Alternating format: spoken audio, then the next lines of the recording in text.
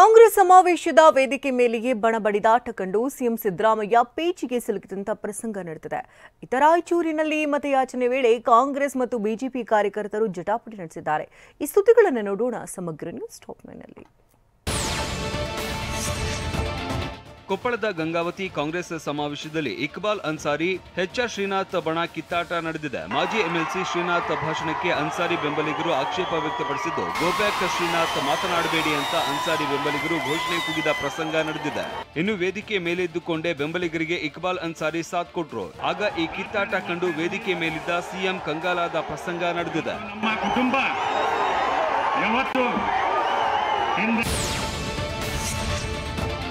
ಕೊಪ್ಪಳ ಜಿಲ್ಲೆಯ ಗಂಗಾವತಿ ಪ್ರಜಾಧ್ವನಿ ಸಮಾವೇಶದ ವೇಳೆ ಕೈ ನಾಯಕರು ವೇದಿಕೆ ಮೇಲೇನೆ ವಾಗ್ವಾದ ನಡೆಸಿದ್ದಾರೆ. ಮಾಜಿ ಸಚಿವ ಇಕ್ಬಾಲ್ ಅನ್ಸಾರಿ, ಕಾಂಗ್ರೆಸ್ನಲ್ಲಿ ಇದ್ದವರೇ ಕೆಲವರು ನನ್ನನ್ನ ಸೋಲಿಸಿದ್ರು ಅಂತ ಭಾಷಣದ ವೇಳೆನೆ ಸಿಎಂ ಮುಂದೆ ಬೇಸರ ವ್ಯಕ್ತಪಡಿಸಿದ್ರು.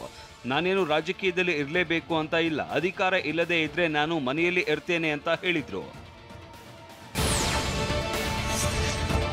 ನಿಮ್ಮ ಉಬ್ಬಿದ ರಕ್ತನಾಳಗಳ ಸಮಸ್ಯೆಗೆ ಎವಿಸ್ ಆಸ್ಪತ್ರೆಯಲ್ಲಿ ಕೇವಲ 30 ನಿಮಿಷದ ಲೇಸರ್ ಚಿಕಿತ್ಸೆಯೊಂದಿಗೆ ಮುಕ್ತಿ ಹೊಂದಬಹುದು. ಹೆಚ್ಚಿನ ವಿವರಗಳಿಗಾಗಿ ಸಂಪರ್ಕಿಸಿ 8088837300.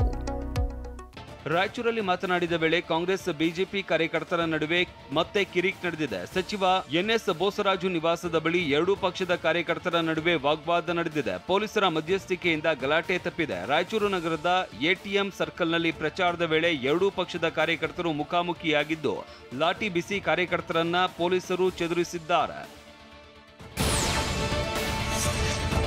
ಪ್ರಚಾರ ಸಂದರ್ಭದಲ್ಲಿ ರಾಜು ಕಾಗೆಯಿಂದ ಎಡವಟ್ಟು ನಡೆದಿದೆ. ಕಾಂಗ್ರೆಸ್ ಪಕ್ಷಕ್ಕೆ ಲೀಡ್ ಕಡಿಮೆ ಕೊಟ್ರೆ ಕರೆಂಟ್ ಕಟ್ ಮಾಡ್ತೀವಿ ಅಂತ ಕಾಗವಾಡ ವಿಧಾನಸಭೆ ಕ್ಷೇತ್ರದ ಶಾಸಕ ರಾಜು ಕಾಗೆ ಹೇಳಿದ್ದು, ಮತದಾರರಿಗೆ ಬೆದರಿಕೆ ಹಾಕಿದ್ರ ಎಂಬ ಅನುಮಾನಗಳು ಶುರುವಾಗಿದೆ. ಬೆಳಗಾವಿ ಜಿಲ್ಲೆಯ ಕಾಗವಾಡ ತಾಲೂಕಿನ ಜುಗುಳ ಗ್ರಾಮದಲ್ಲಿ ಪ್ರಚಾರದ ಸಭೆಯಲ್ಲಿ ಮಾತನಾಡುತ್ತಾ ಕರೆಂಟ್ ಕಟ್ ಮಾಡ್ತೀವಿ ಎಂದಿದ್ದಾರೆ.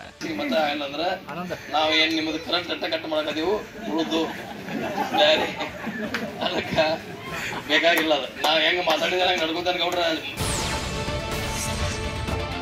ಕೆಇಎ ನಿರ್ಲಕ್ಷ್ಯ ಧೋರಣೆ ವಿರುದ್ಧ ವಿದ್ಯಾರ್ಥಿಗಳು ಬೇಸರ ಹೊರಹಾಕ್ತಾ ಇದ್ದಾರೆ. ಇದೀಗ ಭೌತಶಾಸ್ತ್ರದ 9, ರಸಾಯನಶಾಸ್ತ್ರದ 15, ಗಣಿತದಿಂದ 15, ಜೀವಶಾಸ್ತ್ರ 11 ಅಂಕಗಳ ಔಟ್ ಆಫ್ ಸಿಲೆಬಸ್ ಪ್ರಶ್ನೆ ಕೈಬಿಡೋದಕ್ಕೆ ಸರ್ಕಾರಕ್ಕೆ ತಜ್ಞರ ಸಮಿತಿ ಶಿಫಾರಸು ಮಾಡಿದೆ. ಪ್ರಶ್ನೆಗಳಿಗೆ ಉತ್ತರಿಸುವುದಕ್ಕೆ ಪ್ರಯತ್ನಿಸಿದವರಿಗೆ ಗ್ರೇಸ್ ಮಾರ್ಕ್ಸ್ ನೀಡುವಂತೆ ವಿದ್ಯಾರ್ಥಿಗಳು ಒತ್ತಾಯಿಸುತ್ತಿದ್ದಾರೆ.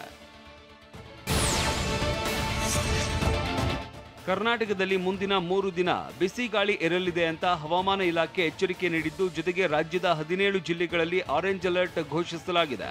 ಕಲಬುರಗಿ, ವಿಜಯಪುರ, ಕೋಲಾರ, ಚಿಕ್ಕಬಳ್ಳಾಪುರ ಸೇರಿ 17 ಜಿಲ್ಲೆಗಳಲ್ಲಿ ಆರೆಂಜ್ ಅಲರ್ಟ್ ಘೋಷಿಸಲಾಗಿದೆ.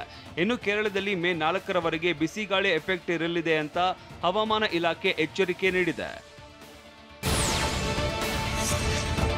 ಕುರುಬ ಸಮಾಜದ ಸನ್ಮಾನ ಕಾರ್ಯಕ್ರಮದಲ್ಲಿ ಬಾಡೂಟಕ್ಕೆ ಜನ ಮುಗಿಬಿದ್ದ ಪ್ರಸಂಗ ನಡೆದಿದೆ. ಬಳ್ಳಾರಿ ನಗರದ ಕನಕ ಭವನದ ಆವರಣದಲ್ಲಿ ಘಟನೆ ನಡೆದಿದ್ದು, ಸನ್ಮಾನದ ನೆಪದಲ್ಲಿ ರಾಮುಲು ಪರ ಪ್ರಚಾರಕ್ಕೆ ಬಂದಿದ್ದ ಬೈರತಿ ಬಸವರಾಜ್ ಸಮುದಾಯವನ್ನ ಉದ್ದೇಶಿಸಿ ಭಾಷಣ ಮಾಡಿದ್ರು. ಬಳಿಕ ಕಾರ್ಯಕ್ರಮಕ್ಕೆ ಬಂದ ಜನರಿಗೆ ಊಟದ ವ್ಯವಸ್ಥೆ ಮಾಡಲಾಗಿತ್ತು. ಈ ವೇಳೆ ಜನ ಬಾಡೂಟಕ್ಕೆ ಮುಗಿಬಿದ್ರು.